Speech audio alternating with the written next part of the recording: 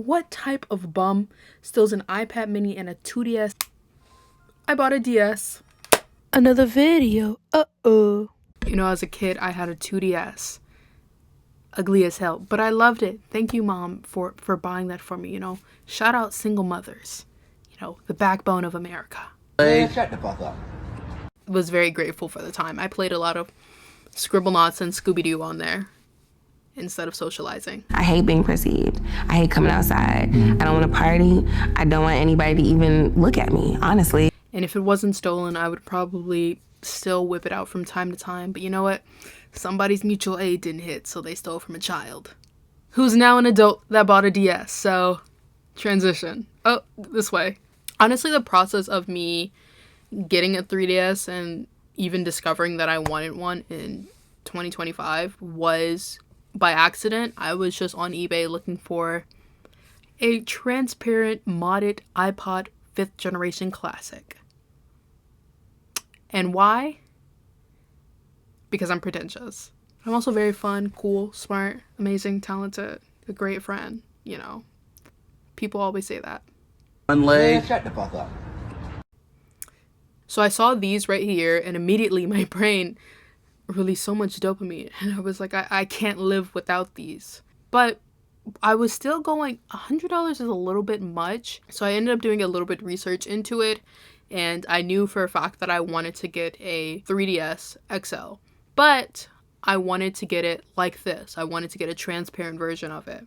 That was not going to happen. Simply put, nobody manufactured the transparent housing for it. It just doesn't exist. I think there is one guy on Twitter trying to work on that, but you know, even if he succeeds within the next month, who knows if he'll even mass manufacture that. And then at that point I would have to go through the trouble of putting that together myself, which, like, let's be serious for a second. I'm even amazed that I made it to the process I am now with my DS and modding it. So the new plan was to find a reasonably priced 3DX XL. I don't think so. That's your new? Two versions of 3DS XL, should mention. There's a new one and the old one. The new one has, like, I don't know, an eraser on it, and it's slightly more comfortable and a lot more expensive. So my plan was to go on eBay, Mercari, a flea market, Montana. I don't know. My plan was that I was going to get one of these for $140 max.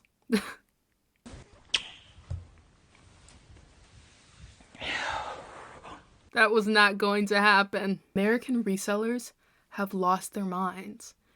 9/11. Keep in mind, these consoles came out 13 years ago. 13. Okay? Basically prehistoric. Mind you, I was born in 2004, so what is that? Long story short, this resulted in lots of eBay bidding wars, lots of lowball offers, lots of disappointment, lots of hurt. Don't be upset. In the American people and their pricing. Donald Trump, if you can hear us, please, Donald Trump, please save me. Please save me, Donald Trump, please. What's option number 2? Hit up Japan. And even some of these prices were puzzling. Because keep in mind, Japanese DSs are cheaper on average because, number one, there is a higher supply of them in Japan, but I think at this point there is a way lower demand for them, okay? Supply and demand, two of the most important things in business. Me, if I was a DEI teacher for economics. That was a joke. I love DEI. Flight 2242, you ready for takeoff? So basically, Nintendo decided that for the US and any other country they manufactured consoles in, that they can only play games from that region and they will only be in that region's language. Period. So, period. There's not really anything that you can do about that besides modding it. And in 2025, everybody's already modding their consoles, so that is not that big of a deal to me. And again, like I said, on average, they are cheaper, but that is not always the case. There's always exceptions. Still a lot more reasonable options out there. And that's how I found my seller. I was honestly really hesitant to purchase at first because in these photos, none of them showed the DS turning on. And then it just, compared to what I was seeing, it was such a good price. And it was really weird that nobody had placed any sort of bid on it. But impulsively, of course, I ended up, obviously because this video is being made, I ended up going through with it. And then I'll do a full price breakdown later on in the vid, but basically I paid about $126. The shipping process was about 2 weeks. It took the seller 5 days to ship, and then they purchased DHL Express. Every single time I say DHL, I just think of the Frank Ocean song that I had to turn off in the car because it was too much, apparently. This song is vivacious. I like the beat. What is pussy talk English? And that took 4 days, maybe 5 days max. So it was about a 2-week process of shipping. Not bad at all, especially if you're buying overseas. The packaging was very nice. Everything was really well wrapped. And they also put in this really nice thank you note. Most importantly, the DS was fully charged. Clock that customer service. When the chow is tea, but the finna is gag, sis, I'm dead as a child. Let me stop playing. It's already the second half of January, and I constantly get biracial allegations, so. My father is a Oh. What? Aren't you Run that back, baby. Cause you a white chocolate queen as over. you should. Let me not. Oh, I should add this in. It did not come with the charger, but whatever. I think I have one, so it will be okay.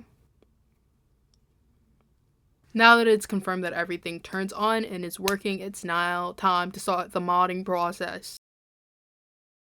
In 2025, everybody is modding their system. It basically comes down to the fact that the eShop is no longer a thing.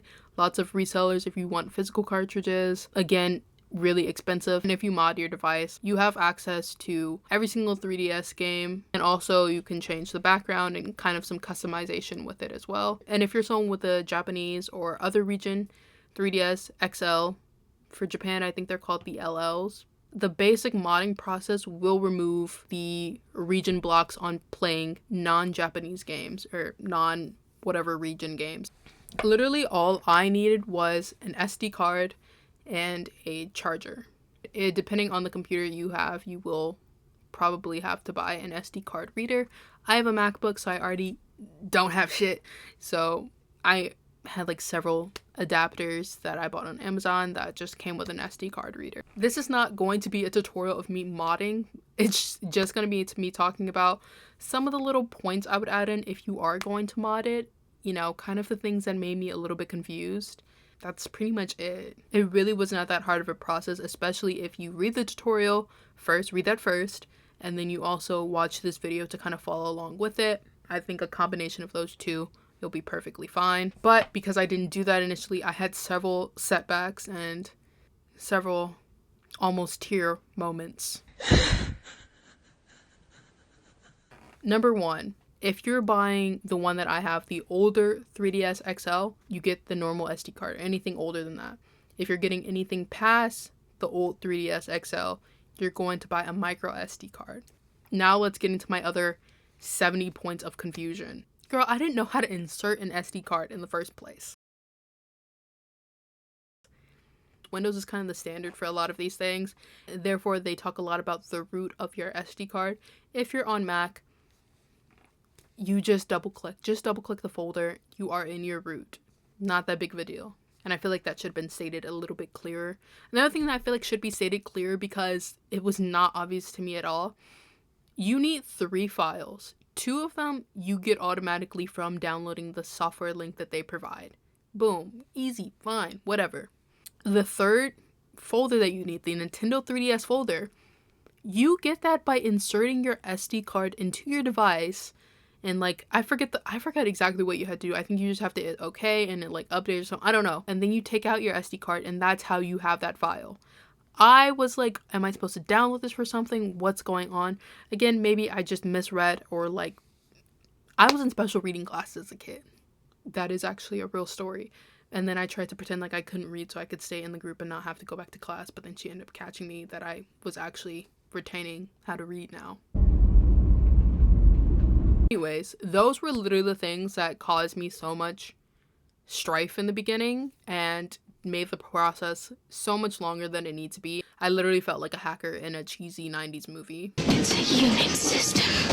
I know this. We're in the mainframe. This is the only thing that I noticed maybe wrong with the device, is that when I'm opening up the SD card slot right here and trying to insert and exert my SD card, it's kind of like lifting a little bit. And then I don't know if that's like a buildup of like dirt or something, or maybe it's paint. I'm not sure, but that's the only thing that I noticed cosmetically with it. What did you talk about? And finally, my 3DS is now modded. The process is literally just like, take out your SD card, put it back in, take it out, put it back in. So after that, my first step, of course, was to see if one of the games that I purchased from Half Price Books that I didn't need to purchase because everything is free. But I don't know. I was excited. I really wanted to like buy a physical copy of a 3DS game, and I got not just DS games. It is what it is. My bills be paid though. Sometimes I don't even pay rent. I don't know what I'm talking about. So I inserted one of the games that I bought because I was really excited to see if it was unregion locked now. And it is. I can now officially play non-Japanese games on here. I'm pretty sure I can play any sort of regions games on here. But the only thing is that when I read that it was going to be unregion locked, I thought that it meant automatically that it was going to be in English now, or that was going to be super easy for me to change it over to English. That is not the case. It is still in Japanese. It just doesn't have that region ban on it anymore. And if I'm being completely honest, after this whole process and because of my own setbacks, I just did not feel like changing it over to English. And now I think it's been about a week and I still haven't changed it over, because if I can easily play my English games, I don't really care. Now for all of the aesthetic changes. Number one, I bought a case for it, a clear case, and I also bought some stickers for it. You know, I think it's cute or whatever. I decided to change the background of my DS. I didn't know that these came with sound. I think they're called splashes. I think that's the official name for it. Now for the games. Games that I decided to download were Professor Lachlan. I hear this is a very popular puzzle mystery series. I got Gravity Falls and I got Resident Evil. Don't ask me why. I knew I wanted 3 games on there, and then the only other game that I want to download is the Scooby-Doo game from my childhood, but for right now, those 3 are fine. A wrist charm and a carrying case are the only other 2 accessories I would buy, and those aren't even a priority at the moment. I think those will be like, if I just see something really cool and for a decent price, I will go ahead and get it, and realistically, I will not even worry about those things unless I'm going on a trip. I just need to get my money up. Obviously, I had to pay for the system. I bought it for $99 base, so basically $100, and then $20 for shipping, $7 in taxes. So I ended up paying $126.86 for the DS base, just the console, nothing else. Then once it got here, I had to pay for the charger, the SD card. That brings my total to, let me get a calculator, about $155. But I was close. Here is how much I paid for the non-necessities. The stickers. Okay, the stickers for Michaels were $22. Yes, $22. And the case from Amazon was $10. So that brings it to $32 for the aesthetic things. $187 roughly is what I paid for the DS. I think on average, you're going to end up paying like $170 for an American 3DS XL, depending on what you're provided with. I think some people sell modded DSs with the charger and everything. You probably can find better deals than buying just the one that I bought. Yeah, honestly, there are some really good deals out there, it looks like, but then there are also some that are like horrible. But I would recommend this, and I would completely recommend buying a 3DS in 2025. And people will be like, oh, you can just play games on your phone. I don't have enough storage for that. It's not in the cards for me. And then also, it's just the nostalgia of it. These were really good gaming consoles, especially for the time. Is the 3DS. Oh my god, the actual 3DS feature is throwing me off, though. I thought that was just the name of it. I thought it was just for shits and giggles. But they put the things in 3D. It's kind of disorienting at times, but yeah, I think this is a lot of fun. You know, I'm both very old and very young at the same time, so that's that. But yeah, fully recommend doing this. Maybe I'll post another video sometime in the future about a PSP that's what I'm kind of geeked about. These are the only 2 gaming systems I want on my list. I want a DS and a PSP. I don't really have an urge for a Switch. I wanted one a lot when they first came out in 2017, but now, well, it just faded. Like, I always would have extra money and then I'd be like, oh, I could, and then I never did, so is what it is.